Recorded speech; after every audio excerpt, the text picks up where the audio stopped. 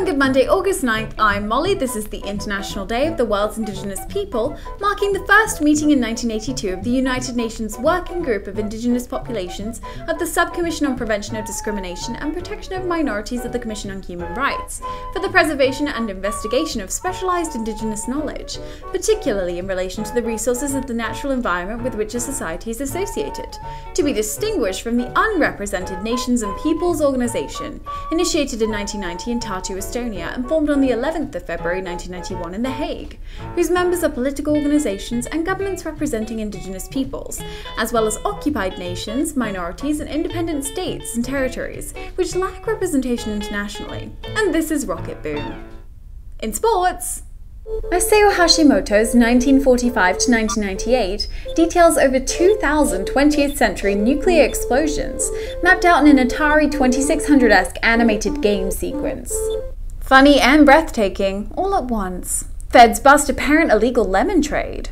Multnomah County, Oregon investor Gators shut down an unlicensed beverage dispensary in Portland last week for failing to acquire a temporary business license, causing 7-year-old Julie Murphy, owner of the now defunct lemonade stand, to cry. Uneasy with how his own officials were perceived to be big meanies, County Chairman Jeff Cogan called Julie's mother and clarified that the rules are meant for professional vendors, but the kids should be free to operate lemonade stands just as they have for generations. Meanwhile, according to a report by the Special Inspector General for Iraq Reconstruction, the Department of Defense is unable to account for $8.7 billion of the $9.1 billion Americans spent on reconstruction in Iraq, money that was supposed to be allotted for humanitarian needs of the Iraqi people, economic reconstruction, and repair of Iraq's infrastructure, disarmament, the Iraqi civilian administration, and other support for the people of Iraq. So what happened to the 8.7 out of $9.1 billion? Quoth the bookkeeper. While we were able to achieve the objective of our audit, our work was limited by a lack of records maintained by the DoD organizations that received DFI funds. Additionally, we were unable to locate personnel with knowledge of DFI activities in the 2003 to 2005 timeframe when the largest part of the DFI contracting activities occurred.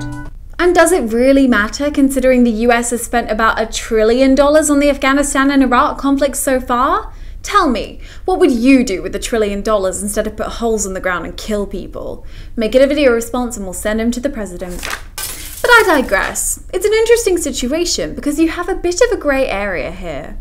On one hand, of course it's no big deal for a little kid to sell lemonade on the corner. There is something obvious about the idea when it strikes a young entrepreneur, and selling lemonade on the street leads to all kinds of positive experiences. But where do you draw the line?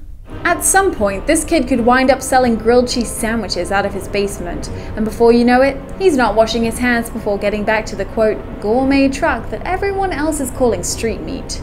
Would you buy a glass of lemonade from a little kid on the street? How about a rocket?